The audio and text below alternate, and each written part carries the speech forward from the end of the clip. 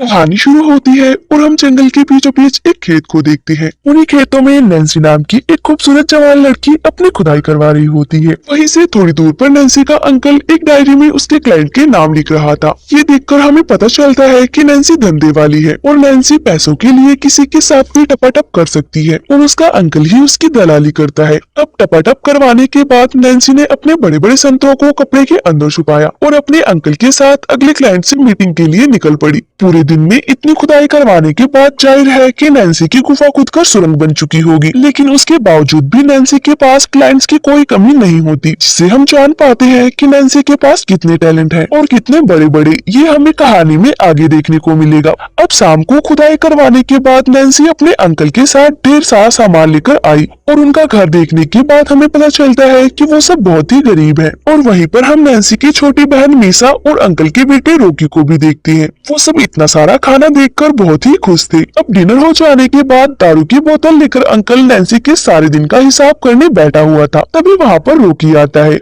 Nancy और उसका father क्या काम करते हैं उसका सारा आइडिया रोकी को भी था। इस काम में बहुत ज्यादा खतरा भी था, इसलिए रोकी ने अपने फादर को एक उस्तरा दिया ताकि वो संकट आने पर उससे अपना बचाव कर सके। अब रोकी वहाँ से उठकर नैन्सी के पास जाता है, जो कि अभी अच्छे से नहा रही थी, क्योंकि अभी उसे एक और क्लाइंट से मिलने गोडाउन में जाना था। अब नैन्सी मस्त टिपटॉप बन के सुबह सुबह अंकल के साथ अपने क्लाइंट से मिलने पहुंची, लेकिन उस क्लाइंट ने नैन्सी को ऐसा पीला कि नैन्सी जोर जोर से चिल्लाने लगी। इधर अंकल वही बाहर खड़ा होकर दारू पी रहा था, लेकिन जब क्लाइंट ने नैन्सी की पीछे वाली गुफा में अपना औजार घुसाया तब नैन्सी रोने और चीखने लगी। तब अंकल रूम के अंदर आया और उस क्लाइंट को रुकने के लिए बोला, लेकिन वो क्लाइंट रुकने वाला कहाँ था। फिर भी जैसे तैसे करके नैन्सी उस क्लाइंट का हथियार अपनी गुफा से निकालकर अंकल के पास आ गई। इसके बाद अंकल और उस क्लाइंट की झड़प में उस क्लाइंट ने अंकल को बस थोड़ा सा धक्का ही दिया था, पर अंकल का गला कट गया उस तरह से जो रोकी ने उन्हें दिया था। अब मौके पर ही अंकल अपना दम तोड़ देते हैं, जिससे पूरे घर में मातम वाला माहौल छा गया।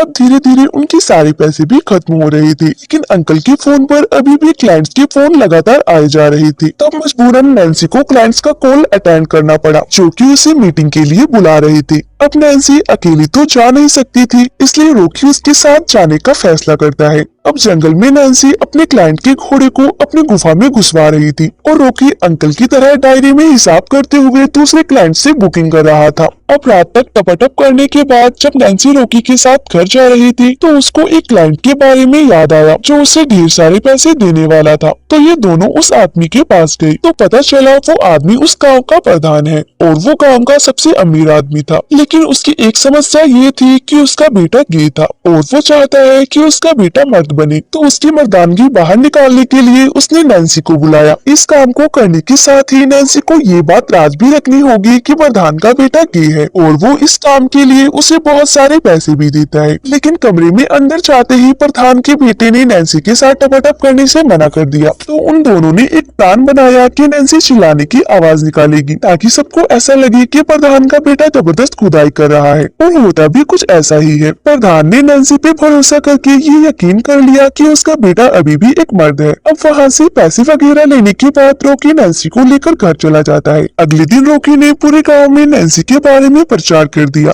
बहुत सारे मजदूर नैन्सी की गुफा में खुदाई करने आने लगे थे। सब कुछ अच्छा चल रहा था, उनके पास अच्छे खासे पैसे भी आने लगे थे। पर तभी एक दिन उनके इस धंधे के बारे में पुलिस ऑफिसर सैमुअल को पता चला, तो वो तुरंत रोकी से मिला और उससे अपना कमीशन सेट किया। जिसके बाद उसने भी नैन्सी की टांगे उठाकर उसके मुलायम जिस्म की सवारी करी और खुदाई करने का इतना मजा उसे आज तक नहीं मिला था। और यही सैमुअल ने रोकी को भी अपने गे कांस्टेबल से इंटीमेट होने को बोला और मजबूरी में रोकी को भी ऐसा करना पड़ा। और इस दौरान उसे काफी बार वोमिटिंग भी हुई, क्योंकि रोकी ने ऐसा पहले कभी भी नहीं किया था। अब ये सब होते हुए 2 महीने गुजर जाते हैं और अब रोकी भी गांव की औरतों के साथ मीटिंग्स लेने लग गया था। और अब इन दोनों भाई बहन ने मिलकर पूरे गाँव में काफी तगड़ा वाला टपाटप का काम चालू कर लिया था। अब ऐसे ही एक औरत को पेलने के बाद रोकी नैन्सी के साथ घर जा रहा था, तभी उनको रास्ते में सैमुअल मिला और उनसे अपना कमीशन लिया और आगे बढ़ गया। अब अगले दिन नैन्सी की काफी ज्यादा तबीयत खराब हो जाती है, तो रॉकी उसको कंबल उड़ाकर खुद बाहर दवाइयाँ लेने चला गया। अब इसी दौरान सैमुअल भी गाँव का दौरा कर रहा था। अभी उसे कॉलेज से घर जा रही एक यंग लड़की दिखाई देती है। अब वो लड़की सैमुअल को काफी ज्यादा पसंद आ जाती है, इसलिए वो उसके पीछे लग जाता है। अब वो लड़की घर पहुंचकर अपने कपड़े चेंज करती है और ये सब कुछ सैमुअल भी चोरी छिपे बाहर खिड़की से देख रहा था। वहीं दूसरी तरफ कांस्टेबल का गे दोस्त दारू के नशे में खूब धुत हो रखा था, तो रॉकी ने उसे टपाटप के लिए अकेले में बुलाया, लेकिन वो इतना ज्यादा नशे में था कि रॉकी को कुछ करना ही नहीं पड़ा। बड़े ही आराम से रॉकी उस कांस्टेबल की वॉलेट से उसके सारे पैसे और उसकी महंगी घड़ी अपने साथ ले जाता है। अब उस घड़ी को बेचकर रॉकी ने नैन्सी के लिए सारी दवाइयों का इंतजाम कर लिया था और दवाइयाँ लेते ही नैन्सी की हालत में सुधार भी होने लगा था। अब नैन्सी के बीमार होने की वजह से रॉकी को टपाटप का काम करना पड़ रहा था, इसलिए रॉकी ने प्रधान के बेटे जोशुआ को बुला लिया। जोशुआ भी बड़े प्यार से नैन्सी का ख्याल रख रहा था।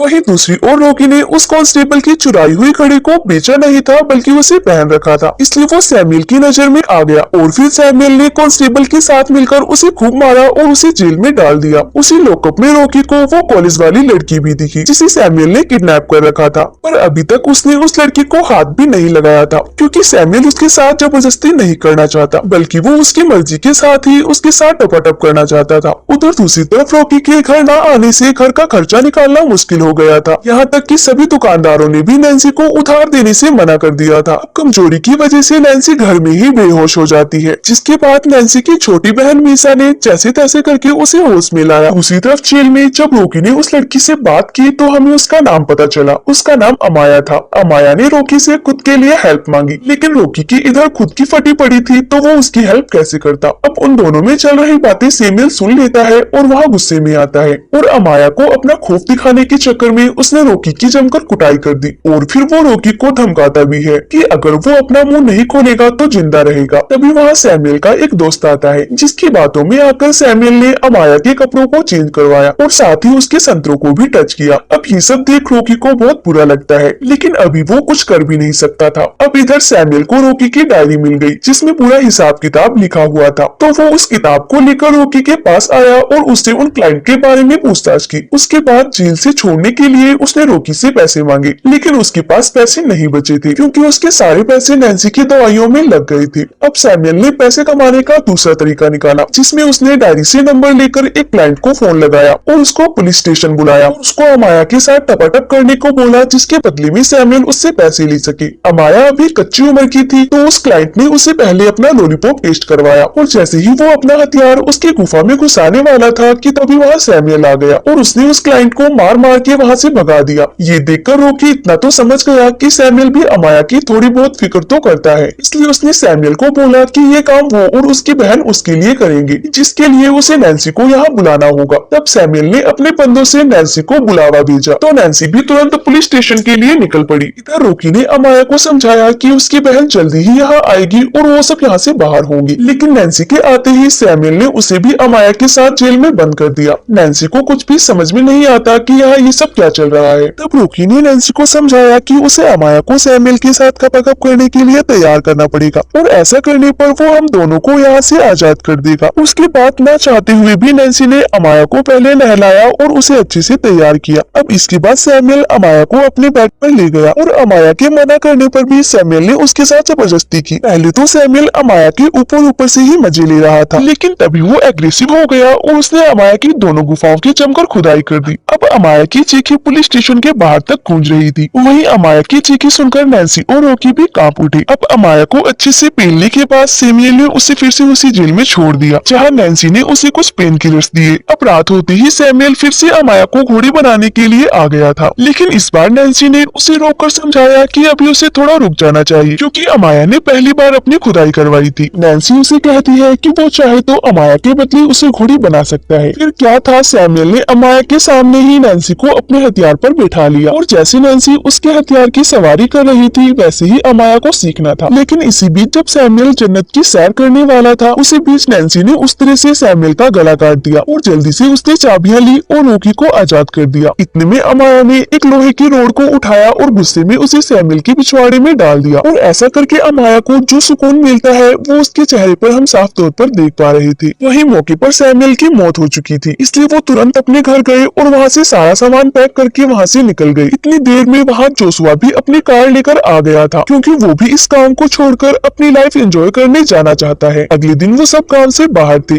और अब अमाया के साथ रॉकी रिलेशनशिप में आ चुका था और वही सब ने एक दूसरे को उनकी मदद के लिए थैंक्स बोला। और लास्ट में हम देखते हैं कि सब अपने अपने पार्टनर के साथ खुदाई करके बहुत खुश